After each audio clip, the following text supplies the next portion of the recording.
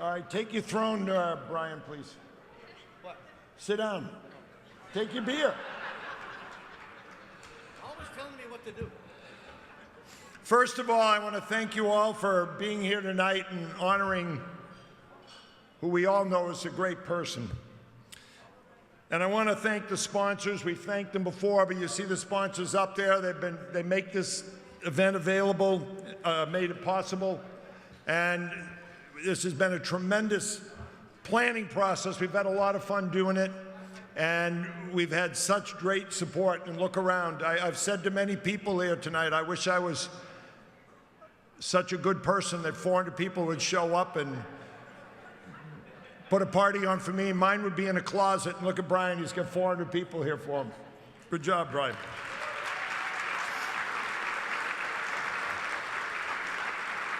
I do want to say the net proceeds from this event, at Brian's request, are going to be used to create a playscape and a naturescape at Camp Foster, where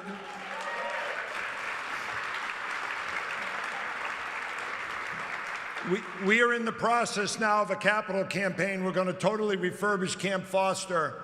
And if any of you have watched Brian and I work together, every one of you is going to get asked for money, so be prepared for it eventually. In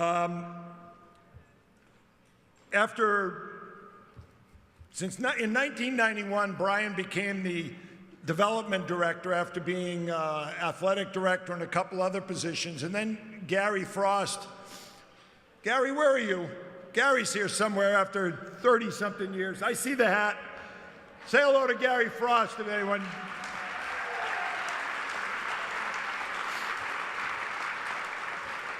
Gary had Brian become the development director of development, raising money for the club to support the club. And I'll tell you, the growth of development has been phenomenal since that time.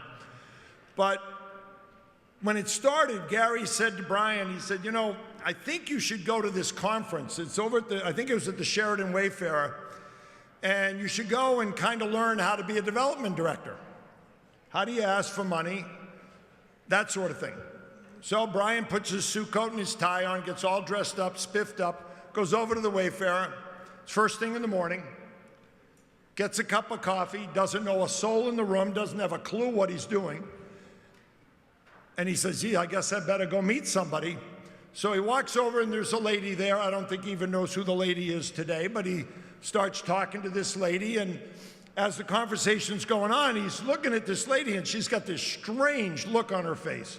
And she's looking at him in this strange way, but the conversation ends, and she turns and walks away, and he's thinking, what was going on? He looks down, and his tie is in his cup of coffee. That's our Brian. Okay, we're going to have a few speakers here tonight. We appreciate your attention to them because I think there's some good stories, and you're going to enjoy it. And Brian, we get to look at Brian going through the whole thing, and there'll be some videos and all that sort. So our first, people my age remember Charlie's Angels. Well, we have Brian's Angels. So coming up now are Brian's Angels. They are Diane Fitzpatrick, Tracy Adams, and Natalie Jutras, if she remembers to get up here. Come on, Nat. We won't forget her.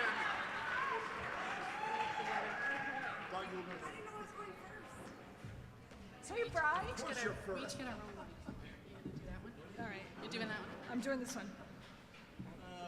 Enough hugging. I couldn't help it. I haven't seen him all night. So, congratulations, Brian. 42 years with our club. How did we get so lucky? Oh wait, Tony Trubiano, where are you? Tony, it's all your fault. Shame, shame, shame. Actually, you're the one who told Brian he should apply for the athletic director position. But didn't you tell Gary too? So you kind of pitted, yeah, okay. We were lucky to get both, thank you. Brian, I've known you for 41 of your 42 years. We met when I was 9 years old, practicing with the drum corps every Saturday morning You and the boys would wait patiently for 10 o'clock to roll around so that you could get your day started playing big wheels races or floor hockey or dodgeball. For 34 years ago, it was 34 years ago that we became coworkers. That's a long time, my friend, and I'm certainly gonna miss you. Especially your calming presence and reassurance every time a big event approached. The formal balls, the golf tournaments, the Foundation of Friends breakfast, and even tonight. Throughout that time, I've had to offer a wave of gentle reminders. Brian, did you write that article for the annual report yet? Brian, did you secure the sponsor for that event yet? Brian, did you get me a... No, you didn't. Brian, did you give me a copy of that check yet? No. That's how you remember it, right? Gentle reminders? Yeah. They were only needed because you were a natural at developing personal relationships and taking our development initiatives to the next level. And as if I weren't enough, providing all those gentle reminders, Natalie joined our team to add her own not-so-gentle twist. So I have always been captivated by Brian's ability to be the coolest and calmest person in the room. And I'm jealous. He's like the beach, which I think is an appropriate analogy for tonight's theme, right? Yeah. And who doesn't love the beach? There's a familiarity when you set up your spot and a peacefulness when you're actually able to enjoy the water. And that's Brian. Peaceful and welcoming. And for the past 4 years, I have been the tsunami crashing on his beach every single day. Hey, Brian, you call so-and-so? Hey, can you read this letter? Do you have a minute? Am I being ridiculous? That's his favorite. Poor guy couldn't even lock me out of his office because I have a master key. So Brian, like my father, would always say, the greatest gift you can give is your time. And we've all been so lucky to have so much time with a man whose patience, guidance, and unwavering belief in our mission has made us all better. Though you will no longer be right next door, I'm sure that I will find ways to continue to crash into your tranquil surroundings, while Diane, just as relentless, though a tad more polished, will move more like a gentle wave, lapping against the beach to get your attention.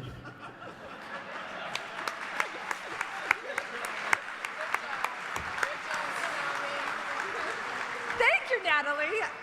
I like that, a gentle wave. If you ask my husband and my daughter, they will not agree. Oh, and if you ask the staff and the board of directors, they did not agree. But thank you, Natalie, that was awesome. Oh, Brian, you've taught me patience. You really have. You are a mentor to so many people. You always take time to listen, to encourage, to empower our staff, our kids, our friends of the club. It's such an incredible talent that you have.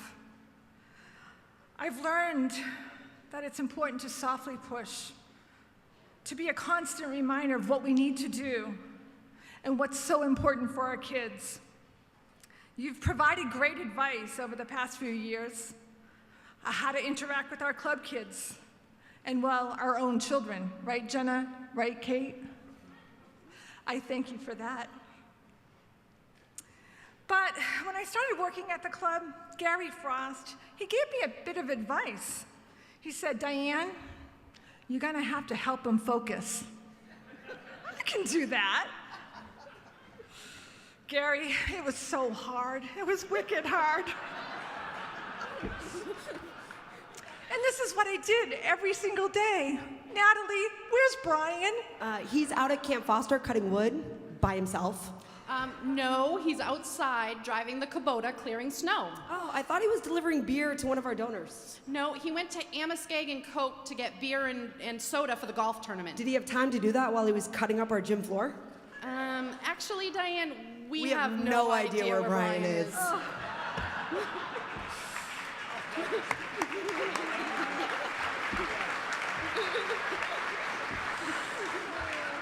Brian, now that you're retiring, I hope when I ask, where is Brian?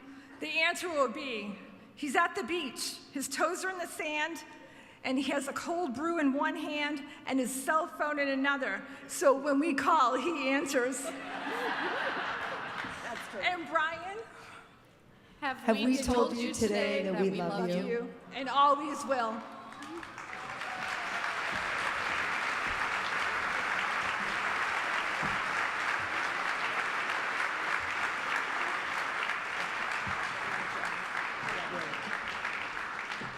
You stay right here with me. A lot of laughs.